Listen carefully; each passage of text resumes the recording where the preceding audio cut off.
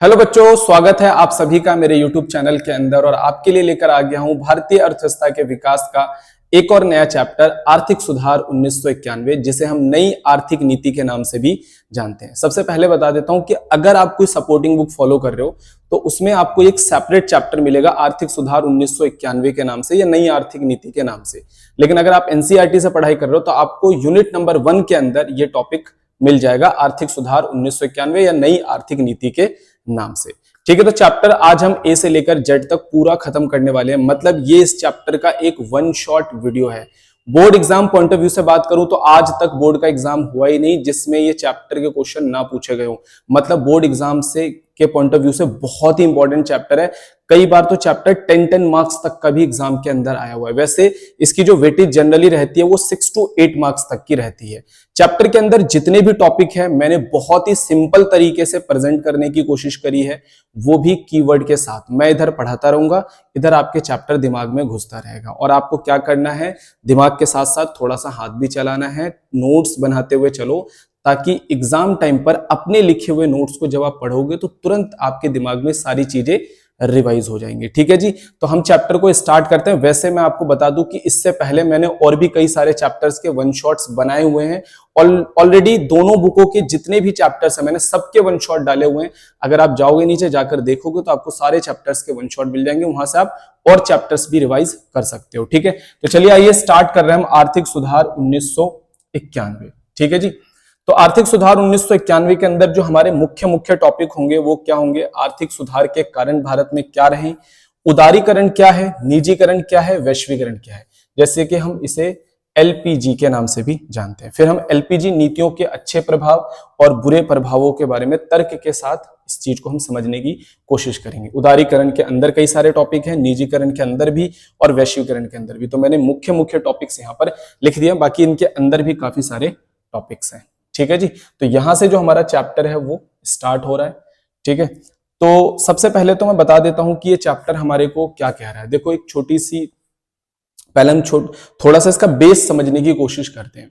1947 में जब हमारा भारत आजाद हुआ तो हमारे भारत की स्थिति कैसी थी, मैंने आपको फर्स्ट चैप्टर में पूरा समझाया हुआ है कि भाई एग्रीकल्चर की क्या स्थिति थी, हमारे उद्योग बिल्कुल खत्म हो चुके थे, व्यापार पे एकाधिकार बन चुका था। सारी बातें मैंने आपको बताया कि जनानकीय रूपरेखा की सिचुएशन जो थी वो कैसी थी। फिर हमने पंचवर्षीय योजना वाला चैप्टर पढ़ा, हमने समझा कि आजादी के बाद कैसे पंडित जवाहरलाल नेहरू ने देश के विकास की रूपरेखा तैयार करनी शुरू करी। फिर हमने पढ़ा 1950 से लेकर 90। 1950 से 90 में जो सबसे मेन बात है वो ये है कि भारत की अर्थव्यवस्था को बंद रखा गया। सबसे पहले कृषि के अंदर 2 सुधार किए गए थे, एक भूमि सुधार किया गया था और एक हरित क्रांति किया गया था, जिससे देश को काफी फायदा मिला। देश अनाज के मामले में आत्मनिर्भर बन गया। ठीक है, अब आते हैं हम उद्योग के ऊपर। उद्योग के अंदर 2 बड़े फैसले किए गए थे। ज्यादातर उद्योग सरकार ने बोला कि मैं खुद ही चलाऊंगा। ठीक है, ज्यादातर उद्योग सरकार के कंट्रोल में थे क्योंकि उस टाइम निजी क्षेत्रों के पास पैसा नहीं था, तो सरकार ने बोला कि सारे उद्योगों में मैं खुद निवेश करूंगा और मैं चलाऊंगा। ठीक है जी, अच्छी बात है, सरकार ने काम करना शुरू करा। दूसरा, व्यापार के अंदर सरकार ने बोला कि हमारा ध्यान अभी निर्यात पे नहीं होगा, हमारा ध्यान होगा आयात प्रतिस्थापन पर। मतलब हम अपने देश में जो संसाधन है उससे अपने देश की जरूरत का सामान बनाने की कोशिश करेंगे, ना हम अपना सामान बाहर ले जाकर बेचेंगे, ना बाहर का सामान अपने देश में लाकर बेचेंगे। मतलब आयात प्रतिस्थापन करने की कोशिश करेंगे। देखो जी, सब कुछ अच्छा चल रहा था, मतलब देश तरक्की भी कर रहा था, सब कुछ अच्छा चल रहा था। अब साल क्या आ गया, साल आ गया जी 1980। ठीक है, 1980 के बाद क्या हुआ, सरकार के जितने भी उद्योग चल रहे थे, देखो सरकारी चीजें तो सरकारी होती है, एक समय के बाद जो सरकारी कर्मचारी होते हैं वो क्या करते हैं, काम ठीक से नहीं करते, भ्रष्टाचार बढ़ता चला जाता है। तो 1980 के बाद क्या हुआ, लगातार जो सरकारी उद्योग थे, जो सरकारी कंपनियां थी, वो लगातार घाटे में जाने लगी। दूसरी तरफ जो सरकार की व्यापार की पॉलिसी थी वो भी खराब होने लग गई। क्या हम सिर्फ आयात प्रतिस्थापन पे ध्यान दे रहे थे, हम अपना सामान बाहर ले जाकर नहीं बेचते थे, जिससे हमें विदेशी मुद्रा अर्जित नहीं होती थी, जबकि हमारी जरूरत का बहुत सारा सामान हमें अभी भी बाहर से मंगवाना पड़ रहा है। पेट्रोल, कपड़ा, बहुत सारी चीजें हमें अभी बाहर से मंगवाना पड़ रहा है, जिस वजह से विदेशी मुद्रा का जो कोष था, विदेशी मुद्रा का जो रिजर्व था, जो हर देश के पास होता है, जो बहुत इंपॉर्टेंट होता है, वो भारत का खत्म होने लग गया। क्लियर हो गया। दूसरी तरफ देश के अंदर सारी चीजों पर सरकार अपना कब्जा जमा कर बैठी थी, प्राइवेट सेक्टर को खुलकर काम नहीं करने दे रही थी। जैसे मेरे जैसा कोई व्यक्ति अगर कोई फैक्ट्री कारखाना लगाना चाहता तो लो भाई लाइसेंस लो, सरकार लाइसेंस जल्दी देती नहीं थी, काम करने में दिक्कत आ रही थी। मतलब देश के अंदर एक रुकावट था उद्योग और व्यापार के अंदर। क्लियर हो गया। तो होता क्या है कि 1980 के बाद लगातार सरकारी महकमे जब घाटे में जाना शुरू हो जाता है तो साल आ जाता है हमारा 1991। ठीक है। 1991 से पहले सरकार का घाटा इतना ज्यादा हो जाता है, सरकार पे कर्ज इतना ज्यादा हो जाता है, सरकार के ऊपर दबाव इतना ज्यादा हो जाता है कि 1990 के अंदर जो चंद्रशेखर आजाद की जो गवर्नमेंट थी, उस समय की जो गवर्नमेंट थी, तो वो गवर्नमेंट क्या हो जाती है, इस प्रेशर की वजह से गिर जाती है। और उस समय जो देश के बागडोर है वो संभालते हैं पीसी नरसिम्हा राव, और उस टाइम हमारे जो फाइनेंस मिनिस्टर बनते हैं वो बनते हैं डॉक्टर मनमोहन सिंह। ठीक है। और 1991 के अंदर 3 बड़े फैसले लिए गए अर्थव्यवस्था के अंदर, उदारीकरण, निजीकरण और वैश्वीकरण। 1991 के अंदर एक बड़ी घटना और क्या हुई कि देश के पास सिर्फ 15 से 20 दिनों का विदेशी मुद्रा बचा था। आप इस चीज को ऐसे समझ सकते हो कि आपके पापा की जॉब चली गई है और आपके घर में खाने के लिए सिर्फ 15-20 दिन का पैसा बचा हुआ है। उसके बाद हमें समझ नहीं आ रहा, कोई हमें उधार देने वाला नहीं है, कोई हमारी मदद करने वाला नहीं है। तो पापा को क्या लगेगा, भाई हमारी तो फैमिली भूखी मर जाएगी। तो सेम ऐसे हुआ, देश के अंदर जो सरकार थी उनके पास सिर्फ 15 से 20 दिनों का विदेशी मुद्रा बचा हुआ था और देश एक तरीके से बर्बाद होने की कगार पे था। ऐसी स्थिति में हमारे देश के फाइनेंस मिनिस्टर बनते हैं मनमोहन सिंह और अर्थव्यवस्था में बहुत बड़े बड़े फैसले लेते हैं, बहुत बड़े बड़े सुधार करते हैं, जिसे उदारीकरण, निजीकरण और वैश्वीकरण की एक तरीके से कैटेगरी में डाला गया है। ठीक है जी। तो इन्हीं सुधारों की वजह से मनमोहन सिंह को बहुत ज्यादा उस टाइम सराहा गया। उनके जितने भी फैसले थे, बहुत लोगों ने उनके फैसलों का विरोध करा, लेकिन वो अपने ऊपर अटल रहे और उनको अपने ऊपर बिलीव था कि ये इससे अच्छे निर्णय आएंगे। और उदारीकरण, निजीकरण और वैश्वीकरण को जब अपनाया गया तो इसी को हम आर्थिक सुधार के नाम से जानते हैं। तो ये है भाई पूरे चैप्टर का बेस। अगर आपको चैप्टर का बेस समझ में आया है तो देखो, सबसे पहले मैंने यही सारी बातें यहाँ पे लिख रखी है ताकि आपको चैप्टर का बेस अच्छे से क्लियर हो जाए। आर्थिक संकट की पृष्ठभूमि, 1980 के दशक में सरकारी खर्च और विदेशी कर्ज लगातार बढ़ता जा रहा था, निर्यात कमजोर हो रहा था और अर्थव्यवस्था पर दबाव भी बढ़ता जा रहा था। 1990 से 91 खाड़ी युद्ध के कारण कीमतों में भारी वृद्धि हो रही थी। होता है खाड़ी युद्ध का मतलब क्या होता है, जितने भी ये गल्फ वाली कंट्री है ना, जैसे सऊदी अरब हो गया, सीरिया हो गया, इराक हो गया, ये खाड़ी के देश हैं। इनके बीच में ना आपस में क्या हो गई, लड़ाई हो गई। इस लड़ाई की वजह से जो तेल की सप्लाई थी भारत में कम होने लगी और पूरी दुनिया में तेल की कीमतें बढ़ने लगी और भारत में भी तेल की कीमत बढ़ने लगी। तो भाई पूरी दुनिया के पास तो पैसा था, भारत के पास विदेशी मुद्रा ही नहीं था।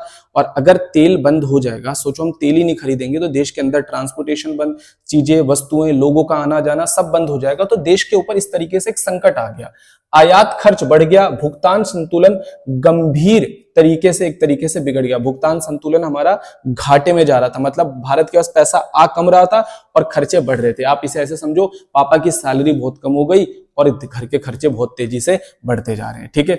विदेशी मुद्रा भंडार में कमी आने लगी। कुछ हफ्तों के आयात के लिए सिर्फ विदेशी मुद्रा कोष बचा हुआ था 1991 में। राजनीतिक अस्थिरता और सरकार का पतन, आर्थिक संकट और राजनीतिक अस्थिरता के कारण चंद्रशेखर सरकार गिर गई। ठीक है भाई।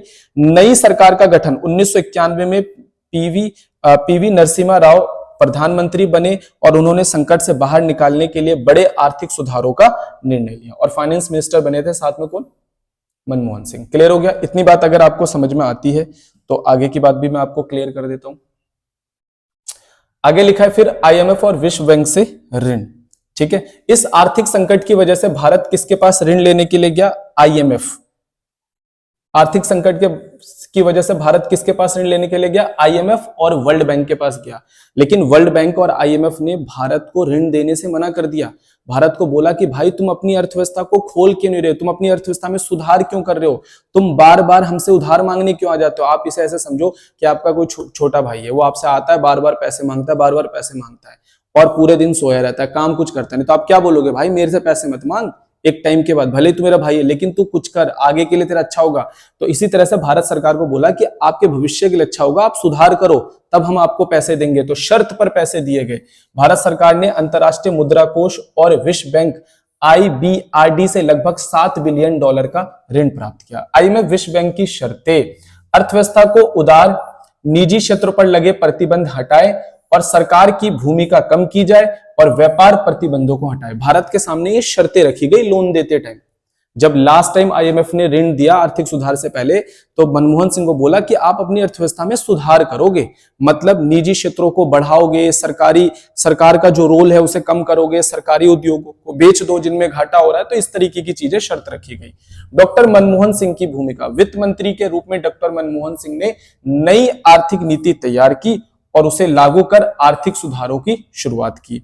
अब आ जाता है पीवी नरसिम्हा राव का योगदान। प्रधानमंत्री के रूप में उन्होंने कठिन लेकिन आवश्यक सुधारों को राजनीतिक नेतृत्व और समर्थन प्रदान किया। निष्कर्ष पे आ जाते हैं। 1991 का आर्थिक संकट भारत के लिए चुनौतीपूर्ण था, लेकिन इसी संकट ने नई आर्थिक नीति और आर्थिक सुधारों की नींव रखी, जिससे आगे सरकार भारतीय अर्थव्यवस्था को जिससे क्या मिली, मजबूती मिली। तो भाई ये एक छोटी सी स्टोरी मैंने पूरी तैयार करी है आपके लिए कि 1991 में भारत ने आर्थिक सुधार क्यों करे, या इसे आप एग्जाम में आ जाए कि 1991 के संकट ने भारत को आईएमएफ और विश्व बैंक से वित्तीय सहायता लेने पर कैसे बाध्य किया। तो ये आप ये पूरी स्टोरी लिख सकते हो। ये जो पूरा क्वेश्चन है ये अक्सर बुक वगैरह के अंदर भी नहीं मिलेगा, तो मैंने इस चीज को पूरा प्रेजेंट करने की कोशिश करी है कि किस तरीके से भारत में आर्थिक सुधारों की शुरुआत हुई, क्या उस समय की सिचुएशन थी। क्लियर हो गया? तो अगर आपको ये क्वेश्चन समझ में आया तो अगला क्वेश्चन समझ लो आपके लिए बिल्कुल खत्म ही हो चुका है, क्योंकि अगले क्वेश्चन में कुछ है नहीं, सेम सिमिलर चीजें बस रिपीट हो रही है। ठीक है, क्या है? आर्थिक सुधार के कारण ऑलमोस्ट मैं आपको सारी चीजें बता ही चुका हूं। सार्वजनिक क्षेत्र का खराब प्रदर्शन। ठीक है भाई, सार्वजनिक क्षेत्र क्या होते हैं? हमने आईपीआर 1956 में पिछले चैप्टर में क्या पढ़ा? हमने पढ़ा कि 17 बड़े बड़े उद्योगों को सरकार ने अपने कंट्रोल में ले लिया। एक तो समझो उद्योग और कंपनी में क्या डिफरेंस है।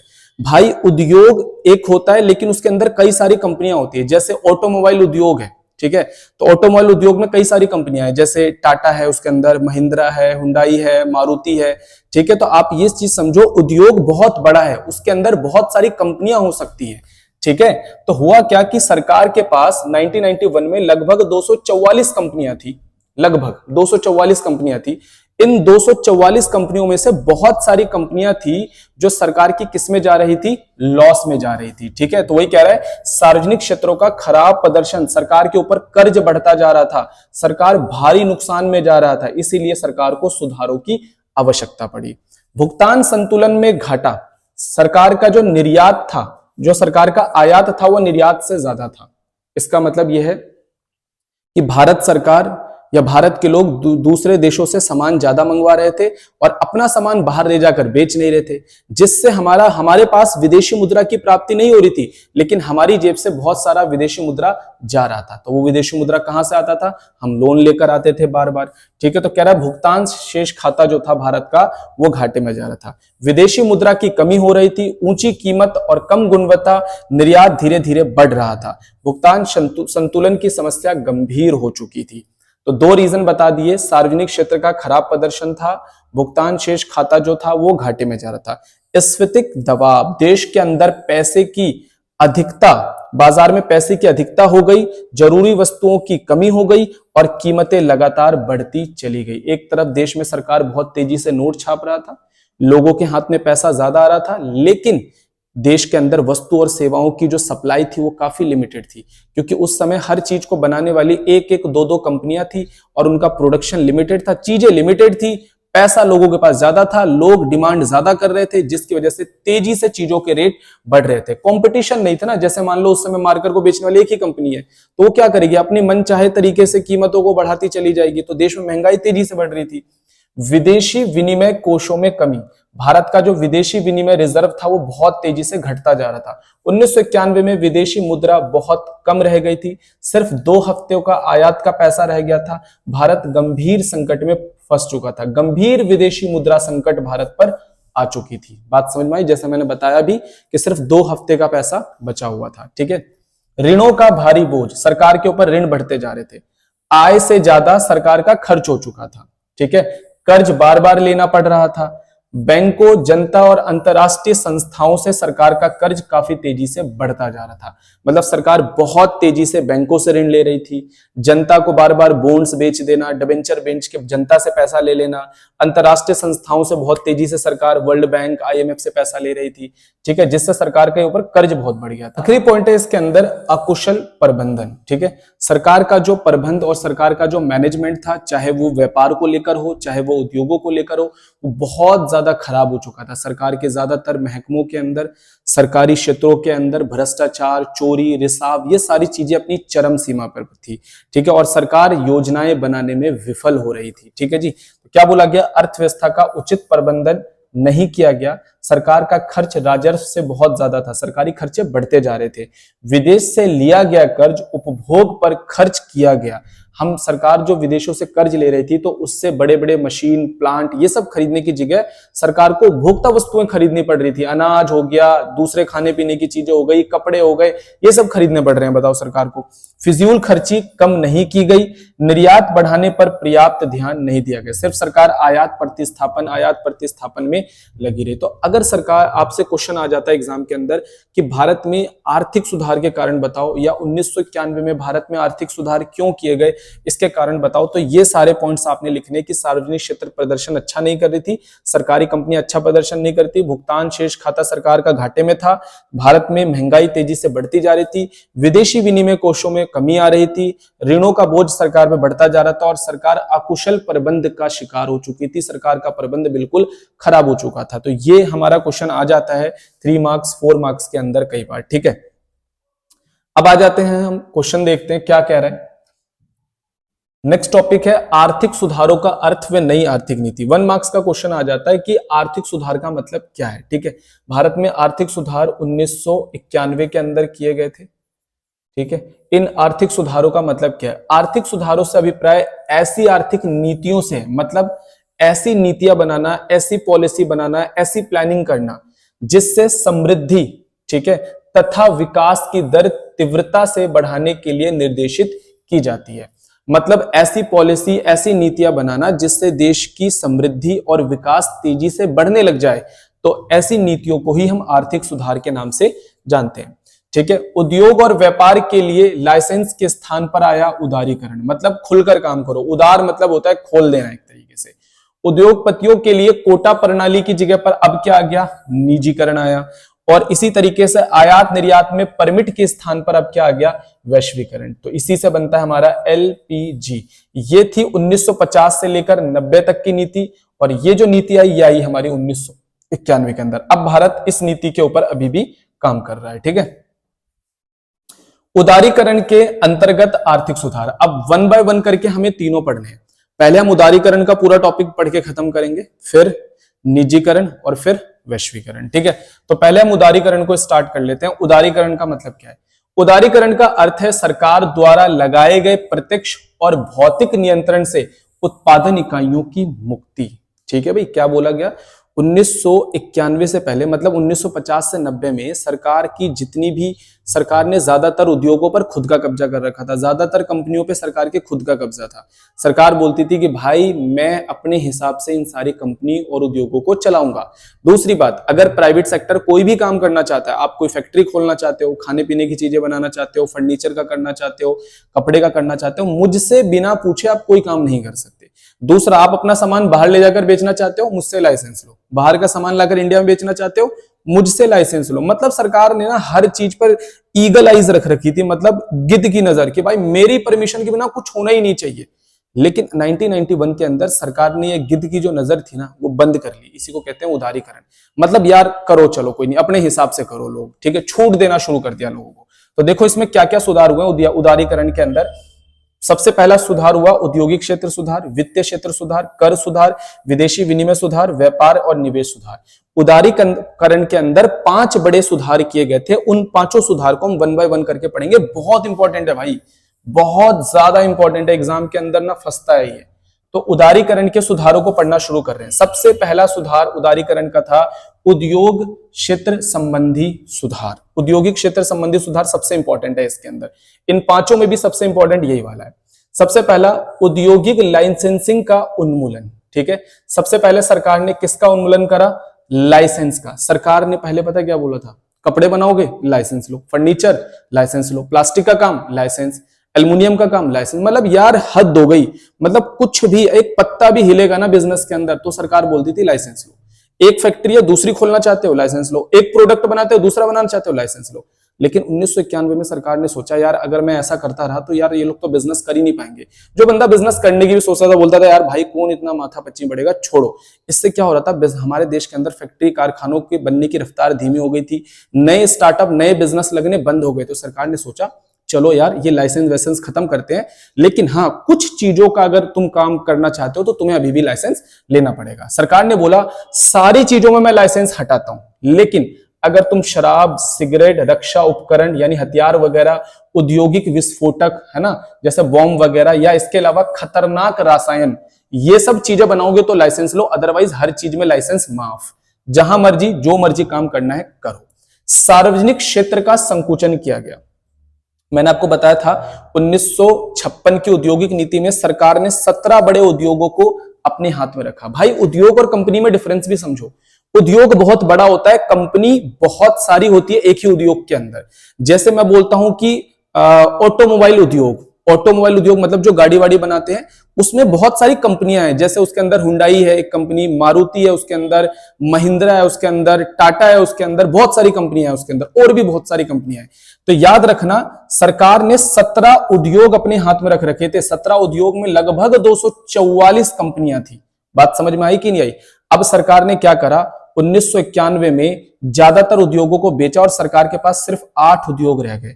और 2010-11 की रिपोर्ट बताता हूं, सरकार के पास अब सिर्फ 2 बड़े उद्योग बचे हुए हैं। बात समझ में आ गई? वो है परमाणु ऊर्जा और रेलवे। क्लियर हो गया? मतलब सरकार ने अपने ज्यादातर उद्योगों को बेचना शुरू कर दिया। क्यों? क्योंकि ज्यादातर कंपनियों में सरकार को लॉस हो रहा था ना भाई, लॉस वाली चीज क्यों चलाएगी? तो सरकार ने सारी कंपनियां नहीं बेची। जिन कंपनियों में लॉस हो रहा था, जिन उद्योगों में लॉस हो रहा था, सरकार ने बोला हटाओ यार इनको बेचना शुरू करो। उत्पादन क्षेत्र से आरक्षण हटाना, लघु उद्योगों का अनारक्षण। सरकार ने 1950 से 90 में ज्यादातर चीजें लघु उद्योगों के लिए रिजर्व कर दिया था। कपड़ा लघु उद्योगों के अलावा कोई नहीं बनाएगा, मतलब छोटे बिजनेस ही बनाएंगे। ठीक है। इसके अलावा फर्नीचर लघु उद्योग बनाएगा, प्लास्टिक सिर्फ लघु उद्योग इसका काम करेगा।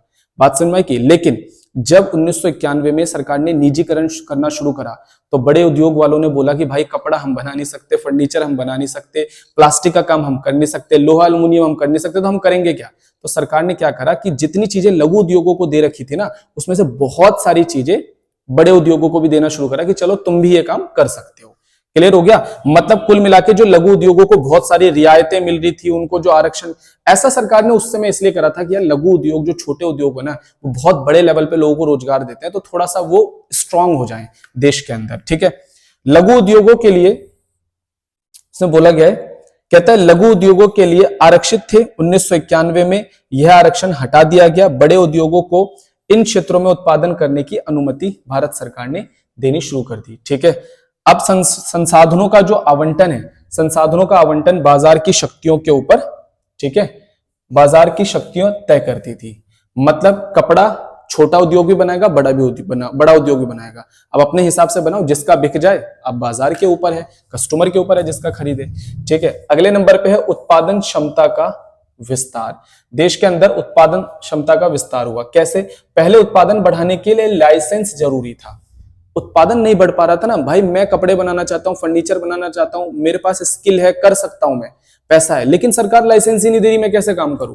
1991 के बाद सरकार ने लाइसेंस हटा दिया, जिससे ज्यादातर लोगों ने फ्री होकर फैक्ट्रियां, कारखाने खोला और देश के अंदर वस्तु और सेवाओं का उत्पादन बढ़ा, कंपटीशन बढ़ा, चीजों के रेट कम हुए, क्वालिटी अच्छी हुई और कस्टमर को इसका फायदा हुआ। ठीक है जी। तो ये पॉइंट भी आप याद रख सकते हो। अगला है पूंजीगत वस्तुओं के आयात की स्वतंत्रता।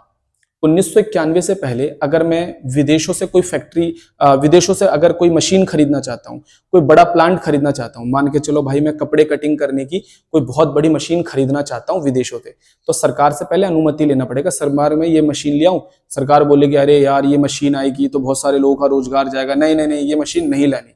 लेकिन 1991 के बाद सरकार ने बोला ठीक है भाई, जिसको जिससे काम करना है, जिस तकनीक से काम करना है करो। इसका मतलब यह है पूंजीगत वस्तुओं के आयात की स्वतंत्रता दी गई, नई तकनीक अपनाने की छूट, मशीन और तकनीक उपकरण आयात करना आसान कर दिया गया। तकनीक आयात के लिए सरकारी अनुमति की अब जरूरत नहीं रही। इससे उद्योग आधुनिक और प्रतिस्पर्धा बने, मतलब चीजें जल्दी जल्दी बनी, कंपटीशन बढ़ा, चीजें सस्ती हुई, ये सारी चीजें हुई। इसके अलावा एक कानून है बेटा एमआरटीपी। एमआरटीपी कहता है, ये एक मोनोपोली कानून है।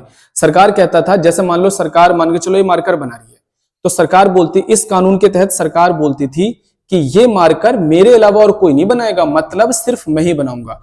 एक चीज को बनाने वाली सिर्फ कुछ कंपनी या फिर एक ही कंपनी होंगी, क्योंकि चीजें सरकार के हाथ में थी ना। सरकार नहीं चाहती थी इस मार्कर को कोई और बनाए, भाई मेरा कंपटीशन पैदा हो जाएगा। लेकिन जब सरकार ने चीजों को निजीकरण के हाथ में दिया, जब सरकार ने छूट देनी शुरू कर दी, तो सरकार ने बोला ये मार्कर अब मैं तो बनाता नहीं, कोई बात नहीं, आप 10 लोग भी बनाए तो मुझे क्या फर्क पड़ता है। तो वो जो एकाधिकार वाला कानून था ना, सरकार ने उसके अंदर बदलाव करने शुरू कर दिए। बड़ी कंपनियों पर लगे कड़े प्रतिबंध हटाए गए। अब कंपनियां विस्तार, नए उद्योग, विलय आसानी से कर सकती थी। मतलब कोई भी कंपनी अपना विस्तार आसानी से कर सकती थी, दूसरी कंपनियों के साथ टाई अप कर सकती थी, मिलकर काम कर सकती थी। पहले जैसे सरकारी अनुमति की आवश्यकता नहीं रही। तो इस कानून के अंदर भी सरकार ने काफी सारे चेंजेस करे, तो थोड़ा बहुत यहां लिखा हुआ है वो आप पढ़ लेना, ठीक है। तो अभी हमने यहां पर पहला सुधार पढ़ लिया है, ठीक है। उदारीकरण के अंतर्गत 5 बड़े सुधार हुए, जिनमें पहला सुधार था उद्योग से संबंधित सुधार। तो उद्योग से संबंधित सुधार तो अब हमने पढ़ लिए। अब हम वित्त क्षेत्र संबंधी सुधार पढ़ रहे हैं कि फाइनेंशियल सेक्टर्स के अंदर क्या क्या चेंजेस गवर्नमेंट के द्वारा किए गए। वित्तीय क्षेत्र संबंधी सुधार, ठीक है।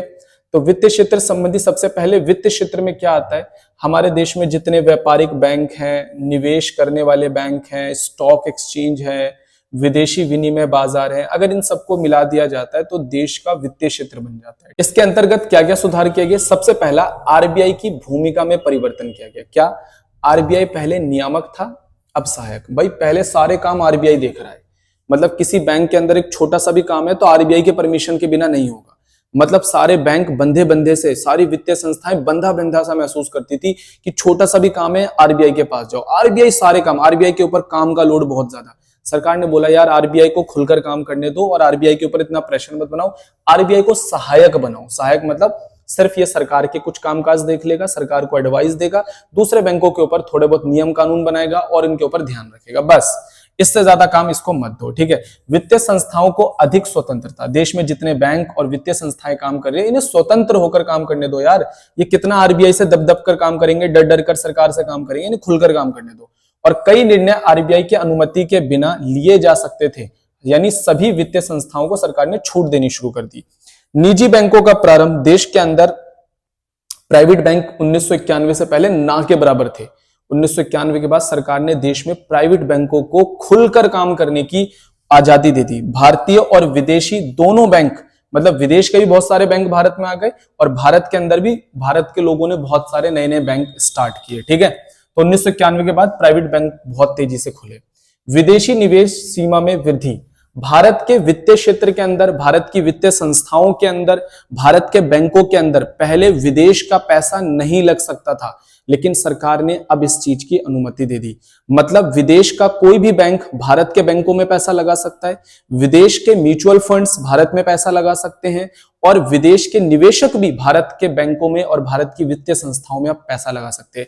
आप इस चीज को ऐसा समझते हो कि भारत में अगर कोई बैंक है तो पहले उसका मालिक सिर्फ सरकार ही हुआ करता था, लेकिन अब हमारे देश के लोग भी उसके मालिक हो सकते थे और विदेश के लोग भी उसके मालिक हो सकते थे। आप इसे ऐसे समझ सकते हो। कहता है बैंकों में विदेशी निवेश सीमा 51% तक कर दी गई। 51% तक विदेश का पैसा भारत के बैंकों में लग सकता है। मतलब अगर मैं यहां पर एक बैंक चलाता हूं और उसमें टोटल 100 रुपए उस बैंक को चलाने के लिए चाहिए, तो मैं 51 रुपए विदेश से ले सकता हूं। बात समझ में आई कि नहीं? किसी दूसरे बंदे से हेल्प ले सकता हूं चलाने के लिए। विदेशी संस्थागत निवेशकों, बैंक, म्यूचुअल फंड और पेंशन फंड भारत में निवेश की अनुमति दी गई। विदेशों के बैंकों को, म्यूचुअल फंड्स को और विदेश के अंदर जो भी पेंशन फंड का पैसा है उसे भारत की अर्थव्यवस्था और भारत के वित्तीय संस्थानों में निवेश करने की अनुमति दी गई। मतलब कि विदेश का अगर कोई बैंक है तो भारत के वित्तीय संस्थाओं में वो आकर पैसा लगा सकता है, यहां पर बैंक भी खोल सकता है, इस तरीके से, ठीक है। बैंकों को भारत और विदेश से पूंजी जुटाने की भारत के अंदर अगर कोई बैंक है तो वो भारत के अंदर अपने शेयर्स, डिबेंचर्स, बॉन्ड्स बेचकर पैसे कमा सकता है और विदेशों से भी, ठीक है। फिर भी खाता धारकों और राष्ट्रीय हितों की सुरक्षा के लिए कुछ नियंत्रण आरबीआई के पास रखे गए, लेकिन बैंकों को पूरी छूट, 100% छूट नहीं दी गई। कुछ चीजें आरबीआई के हाथ में रखी गई ताकि आरबीआई उन्हें कंट्रोल करे, जिसमें हमने पढ़ा होगा ना, सीआरआर, एसएलआर, ठीक है, बैंक रेट, रेपो रेट, ये कुछ ऐसे इंस्ट्रूमेंट और अधिकार हैं जो आरबीआई के पास हैं, जिससे आरबीआई मनी सप्लाई और इन बैंकों को कंट्रोल कर लेता है। क्लियर हो गया। अगला हमारे देश में क्या गया, कर सुधार, जिसे हम राजकोषीय सुधार कहते हैं। देखो हमारे देश के अंदर 1991 से पहले ना लोग टैक्स देने से डरते थे, पता है क्यों? टैक्स देने की प्रक्रिया बड़ी जटिल थी, बहुत सारे फॉर्म भरो, है ना, उसके अलावा सरकार को बहुत सारी चीजें दिखाओ, सरकार का हिसाब किताब बड़ा खतरनाक था। 1991 के बाद सरकार ने सारी चीजों को सरल कर दिया, अब तो ऑनलाइन कर दिया। अब तो एक सैलरी वाला बंदा भी, छोटी सी जॉब करने वाला बंदा भी अपनी रिटर्न फाइल करता है। रिटर्न फाइल करना आज के टाइम पर सिर्फ 15 से 20 मिनट का खेल रह गया। मतलब सरकार ने टैक्स को इतना सिंपल कर दिया कि अगर कोई बंदा इतना नहीं कमाता कि वो टैक्स भरे तो वो नील रिटर्न भी भर सकता है। भाई साहब इतना आसान कर दिया सरकार ने, ठीक है। उदारीकरण से पहले कर प्रणाली काफी जटिल और बोझिल हुआ करती थी, लेकिन और उस समय क्या था, कर भुगतान से लोग बचने की कोशिश करते थे। उदारीकरण के बाद कर की प्रक्रिया को सरल बना दिया गया, कर का अनुपालन बढ़ा, लोग कर भरना शुरू कर रहे थे और देश का राजस्व भी बढ़ने लग गया। बात समझ में आ गई? तो ये कर प्रणाली में सुधार किया गया। तो 3 सुधार आपने उदारीकरण के समझ लिए हैं। अब मैं आपको चौथा सुधार समझाने जा रहा हूं उदारीकरण का। चौथा सुधार हम पढ़ने के लिए जा रहे हैं, जो कि है विदेशी विनिमय संबंधी सुधार। इसे हम बाहरी क्षेत्र सुधार के नाम से भी जानते हैं। इसके अंदर 2 बड़े बड़े सुधार किए गए। सबसे पहले रुपये का अवमूल्यन करा, मतलब देश की सरकार ने जानबूझकर अपने रुपये का रेट गिरा दिया। जैसे मैं बताता हूं, मान लो $1 बराबर था कितने रुपए, 30 रुपए। सरकार ने 1991 के बाद बोला भाई $1 बराबर 40 रुपए। मतलब अमेरिका के लोग पहले $1 में 30 का सामान खरीदते थे, अब 40 का सामान खरीदेंगे। भारत की चीजें सस्ती हो गई उनके लिए, भारत का वस्तु और सेवाएं ज्यादा खरीदेंगे, भारत का सामान ज्यादा बिकेगा, भारत में विदेशी मुद्रा की प्राप्ति हो जाएगी। तो एक बड़ा सुधार ये करा गया। इससे क्या हुआ, भुगतान शेष खाता जो हमारा घाटे में जा रहा था वो संतुलन में आने लगा, उसकी समस्या दूर होने लगी, ठीक है। और इससे क्या हुआ, विदेशी मुद्रा का प्रवाह भी भारत की तरफ बढ़ा, मतलब भारत में विदेशी मुद्रा अर्जित होने लगी, ठीक है। इसके अलावा विनिमय दर में बाजार का निर्धारण, पहले विनिमय दर सरकार के द्वारा निर्धारित किया जाता था, इसे कहते हैं स्थिर विनिमय दर प्रणाली। $1 भारतीय रुपये में कितना होगा, पहले सरकार निर्धारित करती थी। अब $1 भारतीय रुपये में कितना होगा ये सरकार डिसाइड नहीं करेगी, बल्कि भारत में डॉलर की मांग और पूर्ति कितनी है वो चीज डिसाइड करेगी। तो इसे कहते हैं लचीली विनिमय दर प्रणाली। क्लियर हो गया। सरकार ने रुपये का मूल्य पर से नियंत्रण हटा लिया, ठीक है। अब विनिमय दर मांग और पूर्ति के आधार पर तय होगी, मतलब $1 कितने रुपए में होगा, अब ये चीज सरकार तय नहीं करेगी, बल्कि डॉलर की मांग और पूर्ति तय करेगी, ठीक है। बाजार तय करेगा कि अब हमारे मुद्रा का रेट क्या होगा दुनिया के दूसरे मुद्राओं के बदले में। क्लियर हो गया। अगला आ जाता है हमारा लास्ट सुधार है, जो कि है व्यापार और निवेश नीति सुधार, ठीक है। जैसा कि नाम से पता चल रहा है, इसके अंदर सरकार ने कुछ व्यापारिक चेंज करे और निवेश नीतियों को चेंज करा। सबसे पहला, आयात निर्यात प्रतिबंध हटाना। पहले आयात और निर्यात करने के लिए सरकार से लाइसेंस लेना पड़ता था। आप विदेश में कोई सामान बेचना चाहते हो, लाइसेंस लो भाई, ठीक है।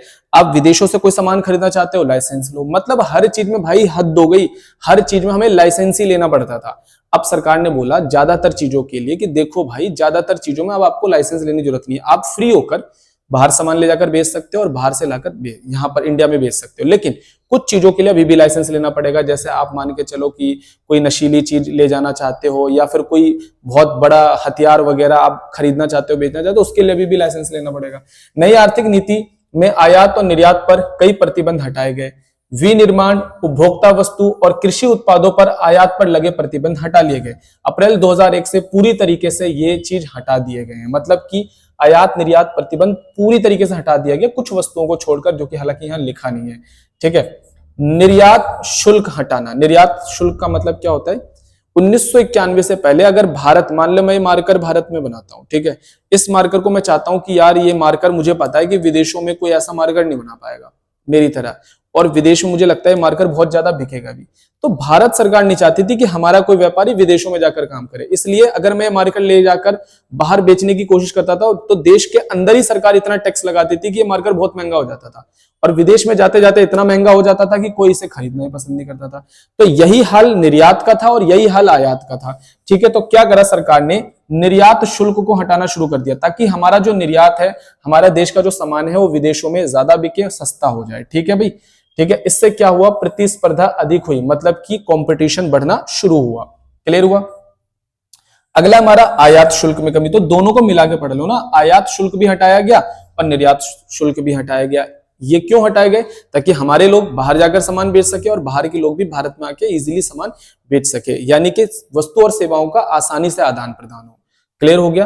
तो ये करा गया व्यापार और निवेश नीति के अंतर्गत सुधार। ठीक है, तो निजी उदारीकरण के तो हमने सारे सुधार समझ लिए हैं। अब जो हम पढ़ने जा रहे हैं वो इस चैप्टर का हम सेकंड इंपॉर्टेंट टॉपिक पढ़ने के लिए जा रहे हैं, निजीकरण। ठीक है जी।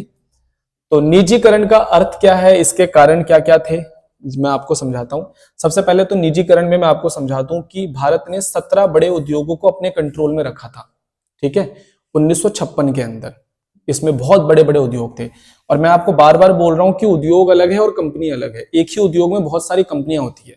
अगर मैं अप्रोक्स इसे कंपनी में चेंज करूं तो निजीकरण से पहले भारत में लगभग 244 बड़ी बड़ी कंपनियां सरकार के कंट्रोल में थी। ठीक है, इनमें से बहुत सारी कंपनियों में सरकार को बहुत तेजी से घाटा हो रहा था। ठीक है, और इस घाटे को पूरा करने के लिए सरकार की जो कंपनियां फायदे में जा रही थी उस फायदे का सरकार इस्तेमाल किया करती थी। मतलब अल्टीमेटली सरकार जो थी वो शून्य पर खड़ी थी और घाटे में ही खड़ी थी। क्लियर हो गया। तो सरकार ने सोचा कि यार इनमें से बहुत सारी कंपनियों को निकालकर जो घाटे में जा रही है उनको हम बेचना शुरू कर देते हैं। बेचना इन द सेंस कि मान के चलो कि ये मार्कर सरकार बना रही है और सरकार घाटे में जा रही है। क्यों? क्योंकि सरकार ने एम्प्लॉय ज्यादा लगा रखे हैं, सरकार ने पुरानी मशीनें इस्तेमाल कर रखी है, सरकार का मैनेजमेंट खराब हो गया है, एम्प्लॉय चोरी करते हैं, भ्रष्टाचार करते हैं, ये सारी चीजें चलती है। अब सरकार ने आज से क्या करा, मुझे बुलाया। ठीक है, बोला भाई आज से मार्कर तू खरीदेगा क्या, देख मशीनें मैंने लगा रखी हैं, बिल्डिंग ऑलरेडी बनी हुई है, मतलब पूरा सेटअप है, तुझे बस आना है और काम करना है। मैंने बोला बिल्कुल सही। तो बोला देख मेरे पास जितना भी सामान है इसको तू खरीद ले। तो मैंने सरकार को पैसे दिए और वो कंपनी मेरी हो गई। तो अब मैं गया, अब मेरी मर्जी है उसमें जो एम्प्लॉय काम कर रहे हैं या तो मैं उनको निकाल दूं और अपने हिसाब से, या फिर सारे एम्प्लॉय को बुलाऊं। मैं क्या करूंगा, वहां पर जाऊंगा, पहले तो सारा मैनेजमेंट अच्छा करूंगा। ठीक है, अपने लोगों को बुलाऊंगा, अपने लोगों को बिठाऊंगा वहां पर। ठीक है, सारी चीजों पर नजर रखूंगा, जो एम्प्लॉय काम नहीं कर रहा उसको तुरंत भगाऊंगा, ज्यादा एम्प्लॉय है तो उनको काम से निकालना शुरू करूंगा, एडवांस मशीनें लाऊंगा, चीजें जल्दी जल्दी बनेंगी। तो कुल मिलाकर जब कोई चीज प्राइवेट हाथों में आ जाती है ना तो लोग उसके ऊपर ध्यान देता है, वो बंदा उस पर ध्यान देता है, जिससे वो चीज फायदे में आनी शुरू हो जाती है। इसी को कहते हैं निजीकरण। निजीकरण का सिंपल सा मतलब है कि अगर कोई चीज सरकार चला रही है तो वो प्राइवेट लोगों के हाथ में दे दे। क्लियर हो गया। इसे हम निजीकरण कहते हैं। इससे फायदा क्या होता है, सरकार का घाटा कम हो जाता है और सरकार का रेवेन्यू बढ़ना शुरू हो जाता है। जरा समझते हैं। निजीकरण वह प्रक्रिया जिसमें सरकारी उद्यम का स्वामित्व या प्रबंधन निजी क्षेत्र के हाथ में दे दिया जाता है। निजीकरण के प्रकार देखो, निजीकरण दो तरीके से किया जाता है। पहला है स्वामित्व या प्रबंधन का हस्तांतरण कर दो और दूसरा है विनिवेश कर दो। मैंने अभी भी आपको एग्जाम्पल दिया। मान लो ये मार्कर सरकार बनाती थी, सरकार ने मुझे बुलाया, बोला देख मेरी ये फैक्ट्री है जिसमें मैं मार्कर बना रहा हूं पर मुझे घाटा हो रहा है, तू खरीदेगा क्या? मैंने बोला हाँ सर मैं इतने पैसे देता हूं, मैं इसे चला लूंगा अच्छे से, मुझे पता है। मैंने बोला सर ये लो पैसे और ये फैक्ट्री आज से मेरे हैंड ओवर कर दो। एक बार में सरकार गई और मेरी एंट्री हो गई फैक्ट्री के अंदर, फैक्ट्री आज से मेरी। इसे कहते हैं स्वामित्व या प्रबंध का हस्तांतरण। पूरा का पूरा प्रबंध चेंज होगा, पूरा का पूरा मैनेजमेंट चेंज हो गया। बात समझ में आई? सरकार का कुछ नहीं रहा। और दूसरा तरीका होता है विनिवेश। विनिवेश धीरे धीरे धीरे धीरे निजीकरण किया जाता है। बात समझ में आई कि नहीं आई? जैसे मान के चलो कि मेरी कंपनी है, सरकार की कंपनी है। मान लो सरकार एक कंपनी चला रही है जिसमें 1 लाख रुपए में सरकार वो कंपनी चला रही है। अब सरकार ने क्या करा कि 1 लाख रुपए में से 40,000 रुपए का जो मालिकाना हक है वो किसी को बेच दिया, 60,000 अभी भी अपने पास रखे। तो इस तरीके से सरकार ने क्या करा, पार्ट में उसको बेचना शुरू करा। जब सरकार क्या करती है, अपनी कंपनी के छोटे छोटे टुकड़े यानी छोटे छोटे शेयर्स प्राइवेट लोगों के हाथ में देना शुरू कर देती है, तो इसे हम लोग विनिवेश कहते हैं। सरकार सार्वजनिक क्षेत्र के उद्यमों के शेयर जब जनता को बेचती है तो उसका निजीकरण हो जाता है। मतलब धीरे धीरे उसका क्या हो जाता है, निजीकरण। क्लियर हो गया। निजीकरण के कारण भारत सरकार ने निजीकरण क्यों करा? सरकारी कंपनियां काम सही से नहीं कर रही थी, ज्यादातर कंपनियों में घाटा हो रहा था, सरकार के पास इतना पैसा नहीं था कि अब इन कंपनियों को चलाया जा सके। ठीक है, निजी कंपनियां जल्दी और अच्छे तरीके से काम करती हैं, प्रतिस्पर्धा बढ़ जाती है, मतलब निजी कंपनियां एक कंपटीशन पैदा करती है। अब जैसे जाहिर सी बात है, सरकार जब ये मार्कर बनाती थी तो अकेले बनाती थी। अब सरकार जब मेरे हाथ में वो मार्कर बनाने के लिए देगी तो मेरे अलावा और कंपनियां भी आ जाएंगी फिर मार्कर बनाने के लिए, तो कंपटीशन बढ़ेगा। कंपटीशन बढ़ेगा तो भाई प्राइस को लेकर जंग होगा, क्वालिटी को लेकर जंग होगा, तो अल्टीमेटली फायदा उपभोक्ताओं को मिलता है इसका। ठीक है, और सरकार के हाथ में क्या आएगा? राजस्व।